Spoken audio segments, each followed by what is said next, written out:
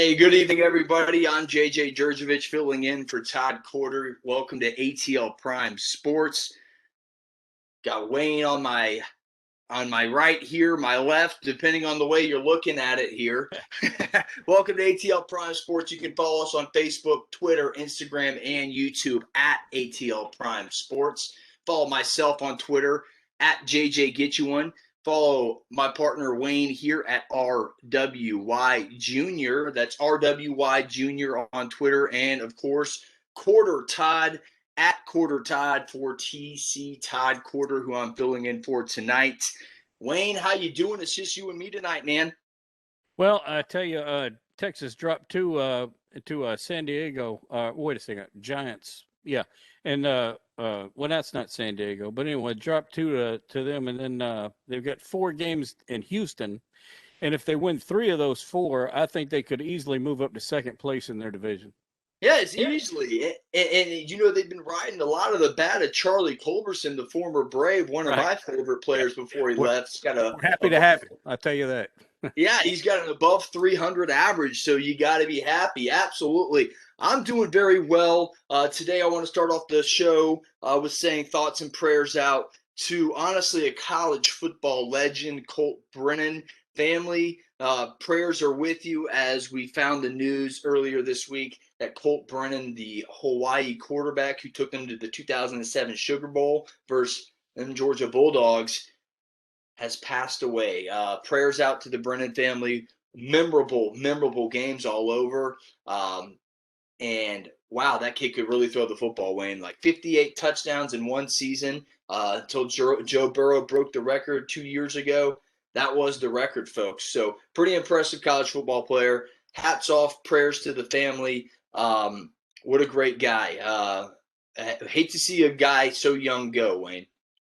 Yeah, it's a tragedy, no matter the age sometimes, but the younger it goes, the more tragic it feels. Absolutely. Well, folks, we got a lot on deck and on tap for tonight's show. We have more on the Aaron Rodgers saga /show/season continues.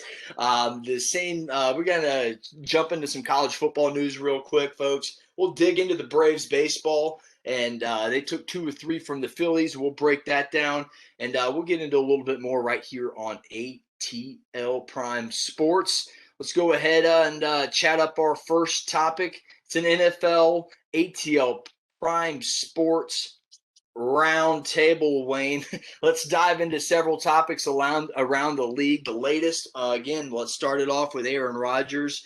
Wayne, I know we've talked about this before. We'll just mention it briefly, folks, but there's 2 things that have popped up recently in this saga, and the latest being wide receiver Devonte Adams says his presence in Green Bay could potentially impact his future in Green Bay. So Rodgers' future could depend on Devonte Adams' future. The trickle-down effect of Aaron Rodgers has begun. And again, Devonte Adams is slated to be a free agent at the end of the season this fall. Wide receivers basically played his entire career with Aaron Rodgers. So this could be a big story. Wayne, what are your thoughts on that first part of the new Aaron Rodgers saga? Yeah. Overall, I'm finished talking about Aaron Rodgers, but with this new wrinkle put in there with this wide receiver, it could either be that he's being completely honest, he really doesn't want to receive passes from anyone else, or it could be something where his agent has decided to inject him into the mix to raise his stakes as far as next year. Yeah, absolutely. It seems like there's always some jockeying for position, even in the offseason with these NFL players. But again, I think Rodgers will be quarterback in the fall. Time will tell, but I do think this will eventually be a moot point there. Well, the second flare up here in the Aaron Rodgers saga, Wayne, is the Las Vegas Raiders. Well, John Gruden passed on Aaron Rodgers in 2005 at number 5 overall, ended up taking running back Cadillac Williams. A lot of people say that may have been the beginning of the end of John Gruden there. Yeah. Now he's interested in maybe getting there, but I don't think so, Wayne. I really think they're invested into Carr, much like Atlanta. Carr is invested into the Las Vegas Raiders for 2 more years, this year, all of next year, and 2023 as well. So technically 3 seasons. I'm counting this season as already being off the books, folks. Right. But yeah, so basically that's it. That's your 2 new wrinkles in this Aaron Rodgers thing. I don't see him going to Las Vegas. I don't see him leaving. I don't see Devonte Adams having to ever leave either, because it's going to be a moot point. I think we all think Aaron Rodgers will be there because they have a Super Bowl roster. Any final thoughts on the Aaron Rodgers saga? Because we've beaten it to a horse. Well, the whole mention of Gruden and Cadillac Williams, all I could think of was Auburn football. So as soon as you mentioned his name, I quit thinking about NFL. Absolutely. So, well, anyway, folks, please, if you like our videos, take the time, like and subscribe on YouTube. Just search ATL Prime Sports all across the board: Facebook, Twitter, Instagram, and of course YouTube, like I just mentioned.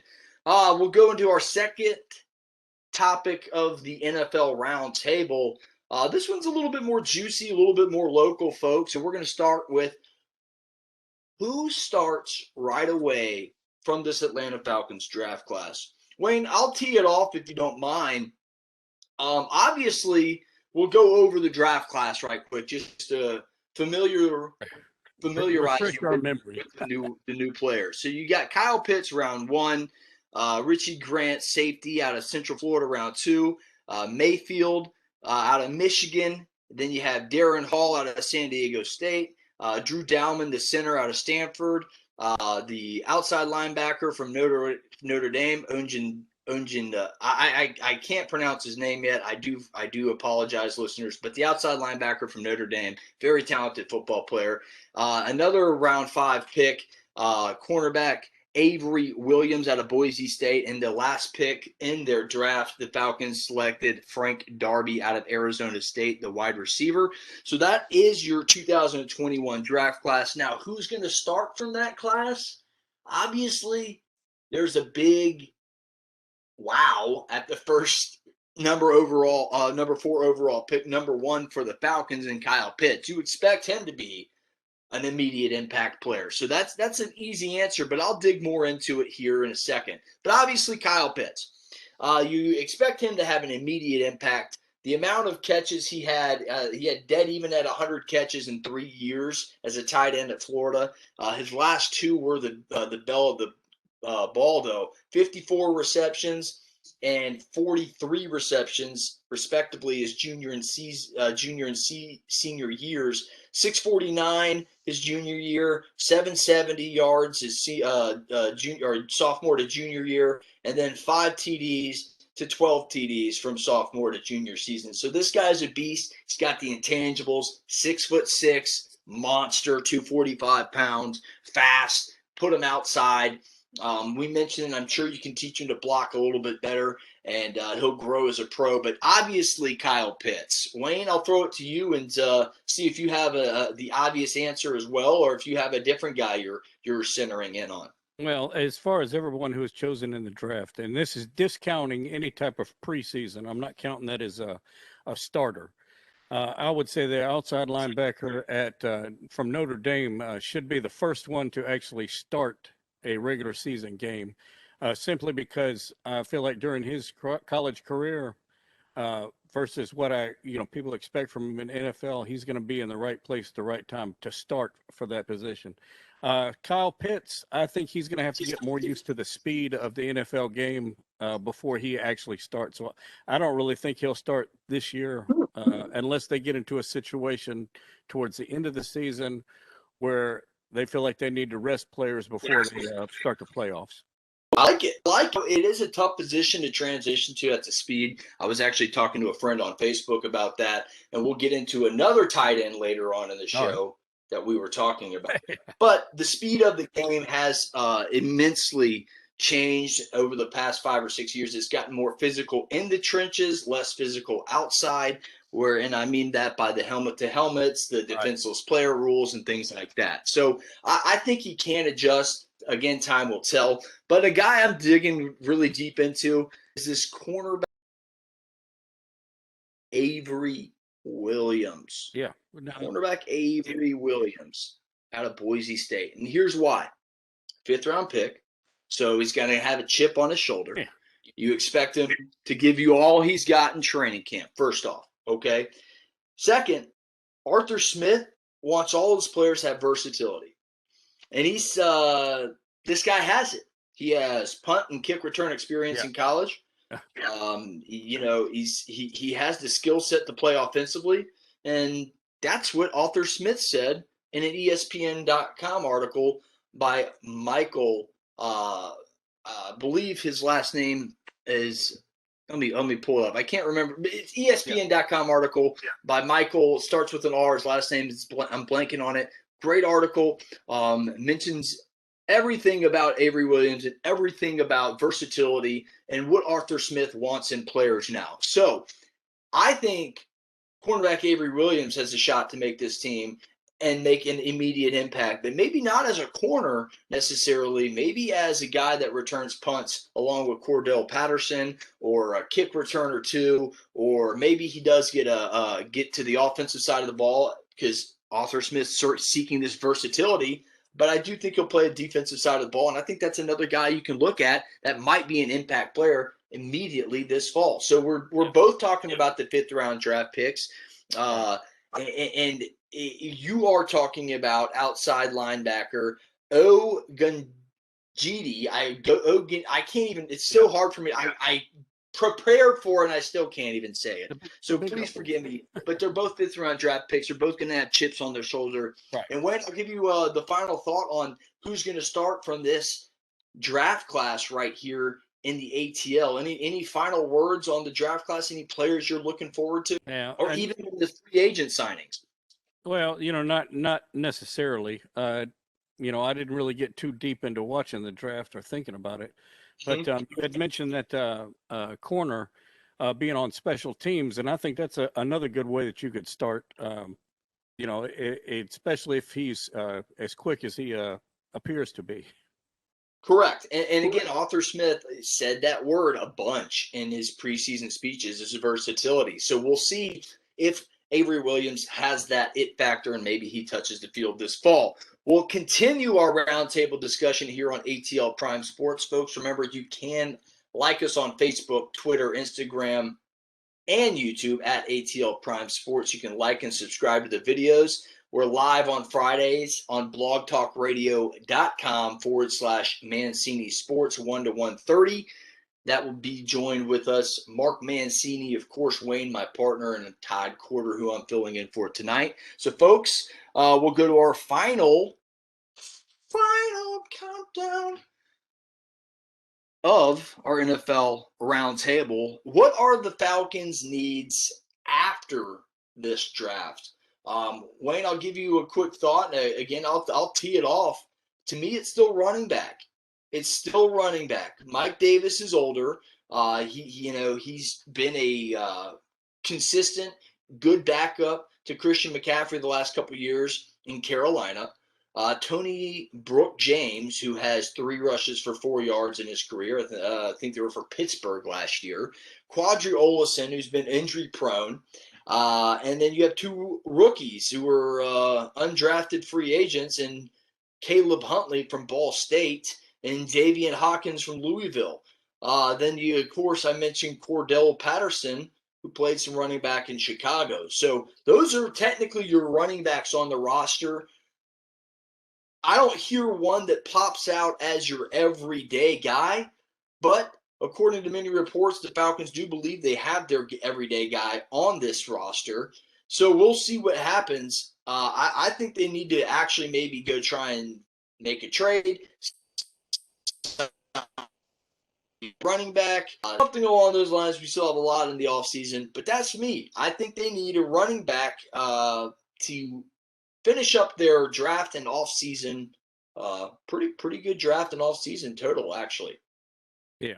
Well, as far as running backs go, I'm one of the type of guys that feels like success of running backs depends a lot on the line and timing of the quarterback. And if they can get more consistent on offense, I think it would be way better for them. But I would say that those running backs need to depend more on the line and, like I said, the timing of the quarterback.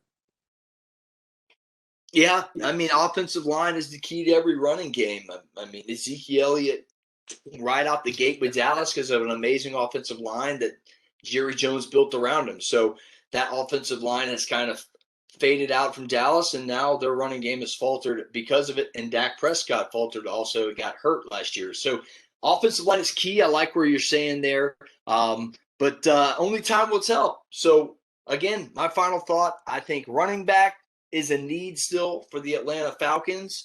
Cornerback Avery Williams and Kyle Pitts are my guys to make immediate impacts. And again, the Aaron Rodgers saga. Folks, you're listening to ATL Prime Sports, my sidekick partner Wayne over there in Memphis, Tennessee, the best producer in the business. I'm JJ filling in for Todd Corder tonight. Wayne, you ready for this second topic here? Sure. Let's hit it. Let's hit it. The Atlanta Braves, they sit at 17-17 as they go into the Tuesday, Wednesday, Thursday 3-game set with the Toronto Blue Jays. They sit 1.5 games back of the New York Mets. Let's talk about the Braves for a few seconds. They did just take 2 of 3 from their NL East rival, the Philadelphia Phillies. Wayne, I'll let you tee it off this time, man. What's your thoughts on the Braves taking 2 or 3 from the Phillies and just the Braves in general as I drink from my Texas Rangers cup? Oh, hey, there you go. Well, again, I don't really keep up too much with what goes on in the National League, but I would say that they're in a good position to make up those 1.5 games. They're at 500 now, and aren't they supposed to play Toronto tonight? Yeah, they're playing Toronto in a 3-game set, Tuesday, Wednesday, Thursday. Toronto took it to them last time, too. They scored 26 runs in the 3-game set. Really beat the Braves pitching up pretty good in that sweep. So Braves need to get some get back. Yeah, well, I would, Toronto being that they're not really in the same league as Atlanta, Atlanta's going to have some help, even if they win all 3 of those games. Yeah, they'll have to have some help. They're banged up. Despite that, they did take 2 or 3 again from the Phillies. Yeah. We see catcher becoming an issue. They signed Tyler Flowers, who played on the team last year, was used in game analytics in the offseason and at the beginning of the season. Now he's working out at AAA Gwinnett and the taxi squad, and he'll be ready soon. So help is coming. Shane Green's coming. Also, being banged up, let me look at my notes here. Tanner Rourke from former Blue Jay has signed a minor league deal just earlier Tuesday morning or afternoon, early in the afternoon. He's had some starter experience. He's got a pretty good career record. He's got quite a few wins, and right around a 3.4, 3.5 ERA, just under 4 ERA as a career, if I'm not mistaken. So good signing there. The Blue Jays designated him for assignment late April, and the Braves have picked up him. And again, mentioned Shane Green's back in Atlanta. So the banged up Braves are getting a little healthier. I think that was a big reason for the slump prior to the way the Braves are coming in and playing into this series now. So they're getting healthy. As far as help, what I was referring to was the Mets right now are on a big winning streak, like 4 or 5 games.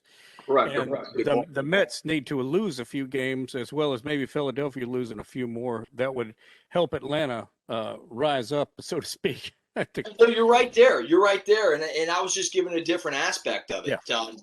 You were right there, Wayne. The Braves need the Mets to cool off a little bit, and it looks like that might not happen. Great, obviously now, but when he gets back, you expect that to pick right back up. So their pitching staff's great. They got Francisco Lindor, who will pick it up eventually. They got a great lineup up and down. That's going to be a tough team to catch, but the Braves are right there. And that series with the Phillies really, really helped them out. And again, I mentioned help is on the way. And one of those we do got to mention, Wayne, that dramatic finish Saturday evening in extra innings. The Braves are the first team in the new format to be down 3 runs in the new extra inning rule and win the game. So that was pretty impressive. They battled back twice and then won the game in a walk-off fashion. Pretty cool. That's got to be good for Braves fans. You got to say, man, I got some confidence. I feel good going in to the remainder of the season, because that's one of those wins that turn a season around. If you lose that game, Peter Moylan said it in Braves pregame on Tuesday, basically saying, that's a season-changing win. You look at that, you lose that game, you're 15-18. Going into the other night to try and be 16-18, whereas you get it 16-17, you win the Sunday night game, you move to 500, and you're in your chances right now. So that was a huge series. Again, Shane Green, relief pitcher, should help the Braves out in that bullpen. They're going to need another setup guy, 7th inning guy, just an extra bullpen. The way the games are today, pitchers, 5-6 innings is at most you can ask for. So you got to be stacked in the bullpen. And that was a dramatic win. So again, they're 17-17 going into this series with the Blue Jays. And they really, this is an important series, I think, mentally for the team. Because remember, 26 runs in that last series, pitching really got pounded. I think the Braves take 2 of 3 from this series and really start moving forward to showing the NL East that they're the beast of the NL East. What do you think, Wayne? Any final thoughts on the Braves? As far as the Braves and that new extra innings rule, I will say this, and this goes for any sport. Anytime there's a new rule and the team you like benefits from that rule, you like the rule. If it would have been the other way around, I'm sure there would have been a lot of Atlanta people that just decried the rule. No, we don't like it. I talked to TC about this off air, folks, and please let us know your thoughts on anything sports related at ATL Prime Sports on Twitter, at RWY Junior for Wayne, at myself, JJ Get You One, and we'll respond back with you, folks. We love doing it. So hey, just give us a shout out and let us know. But here we go. Going back, talking about Oscar Inoa now, and the Braves have a new ace on the staff, and it's this guy. He's doing incredibly well on the hill and at the dish. Yeah, this guy's like Babe Ruth.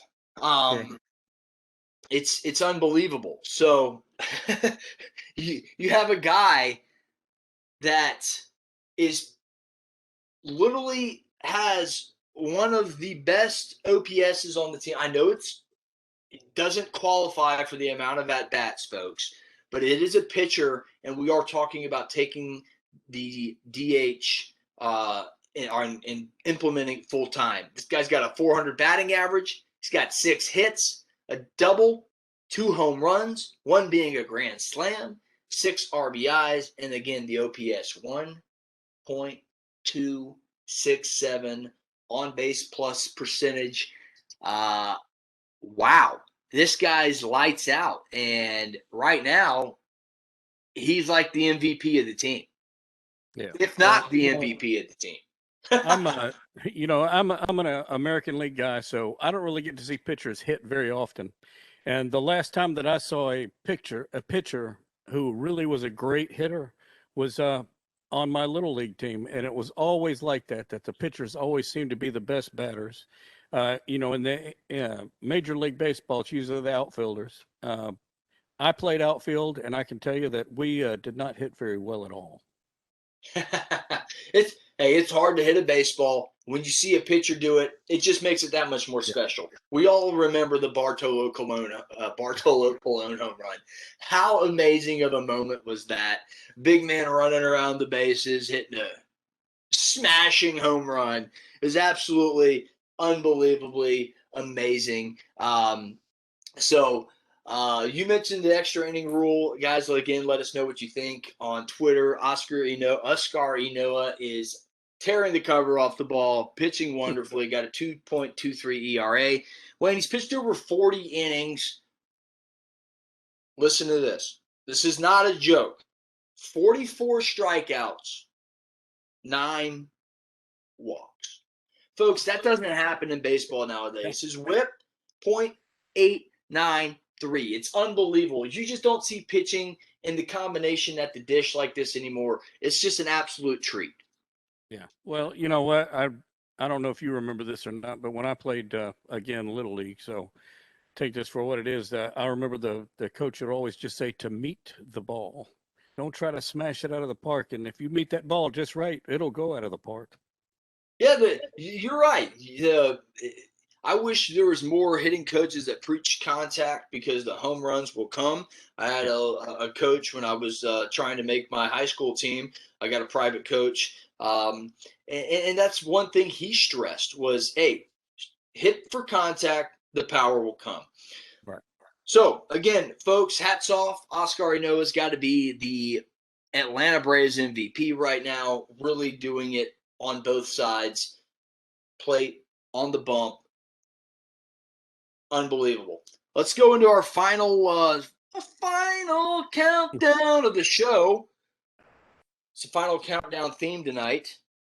It is college football talking season, not a whole lot going on, so we'll just briefly go over this, and we'll have some fun with it. All FBS head coaching positions have been filled, the latest being Buffalo. Buffalo hired Michigan co-defensive coordinator Maurice Linguist as the school's next head football coach. Wayne, I'll let you tee it off, man. What do you think about the hiring for Buffalo from Michigan, TC's alma mater? You know he'd be rambling tonight if he was on. Yeah. Well, it's cold in Buffalo, and that's about all I know. Burr. Yeah, no, that's a great comment. The weather will affect games up there. It's going to affect recruiting. It will be a tough place, but success has been had up there. Turner Gill comes to mind.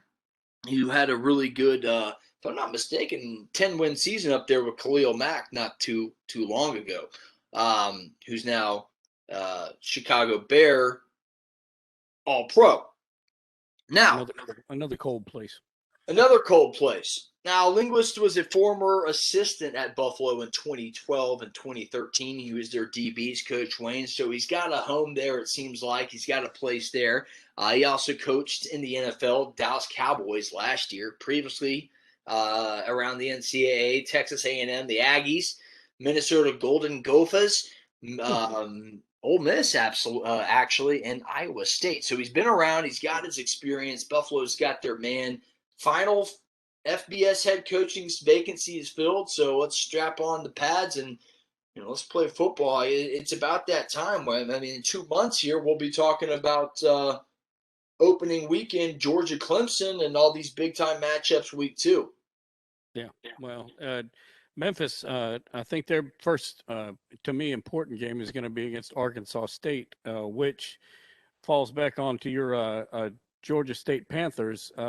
That'll give the Panthers a pretty good idea of what they can expect from Arkansas State. Absolutely. I'm sure they'll be watching that game. Coach Elliott will be tuning in as well as Dave Cohen to get some game tape. Linguist, going back to Buffalo, Linguist will replace Lance Leipold, who took over at Kansas for Les Miles after he was let go. So we'll wrap up that. We'll go on to our next topic in college football, which is Saban.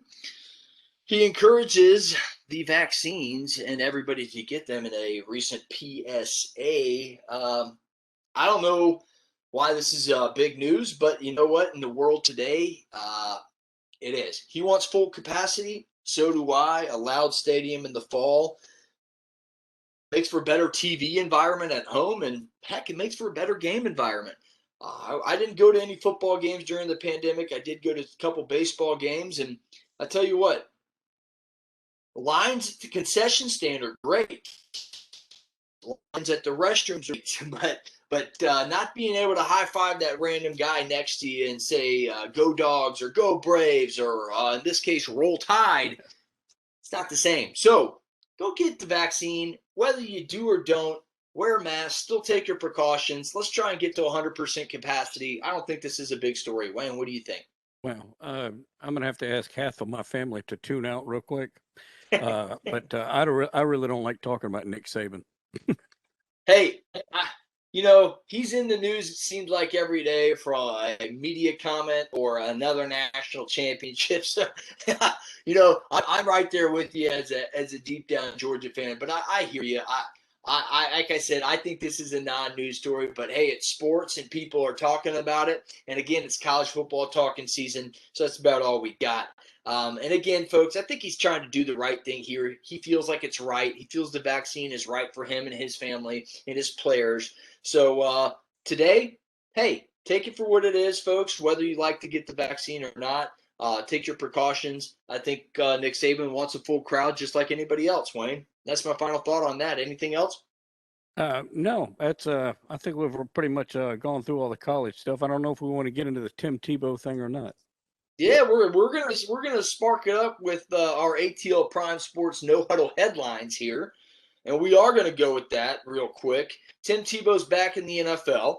Well, supposedly not quite 100% yet. It's expected, but right now I'm gonna say he is on the track to try and be in the NFL with his former coach Urban Meyer.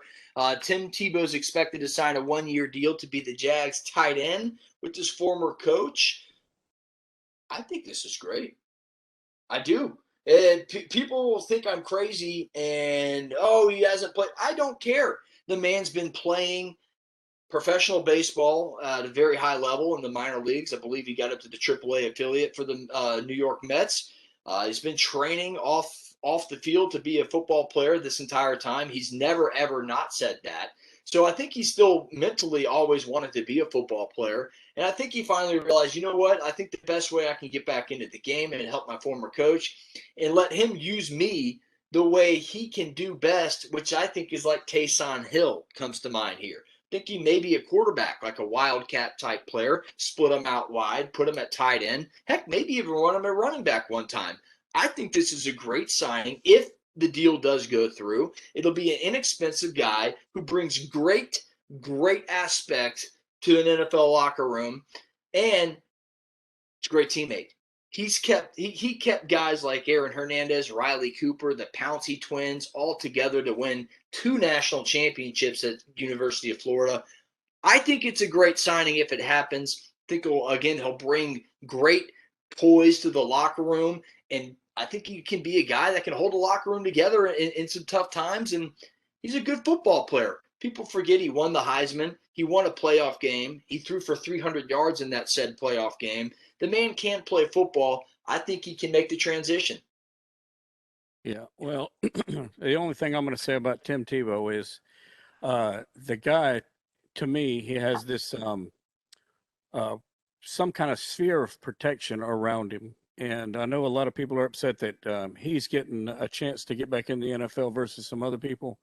I would advise against anybody wanting to target Tim Tebow on the field because, like I said, he's got some kind of aura of protection around him, and it's going to end up hurting you instead of him. The man's a football player, and I love to watch Tim Tebow play football. One of the greatest college football quarterbacks, and honestly, one of the most memorable playoff wins I've ever seen. Remember, folks, it was an overtime touchdown pass, 80 yards to Demaryius Thomas, and it was a beautiful pass that won the game. So, final no huddle headline for the evening: the Hawks have 4 games, including the game Tuesday night, or excuse me, 3 games, including the most recent game. They will make the playoffs for the first time since 2017. So the Hawks have had a great season. They will make the playoffs. Again, they got 3 games left after Monday night's win over Russell Westbrook and the Washington Wizards, a 1-point victory in that. So, heck, Atlanta fans, you got something to look forward to. You got some playoffs to look forward to. Wayne, any thoughts on the Hawks in the playoffs for the first time in a handful of years? I'm happy for the Atlanta fans to get to watch the Hawks in the playoffs. Memphis fans, I don't think are going to be quite as entertained by the playoffs.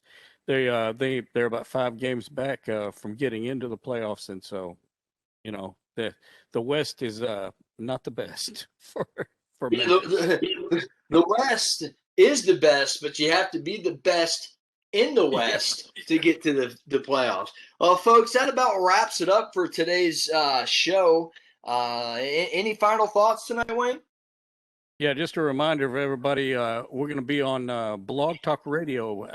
If you go to blogtalkradio.com, Mancini Sports, or you can dial in and listen to the show. It's at 347-205-9631, and that's Friday from 1 to 1:30 p.m. Eastern Time. Again, if you can go Blog Talk Radio /Mancini Sports and enjoy us talking about some more sports.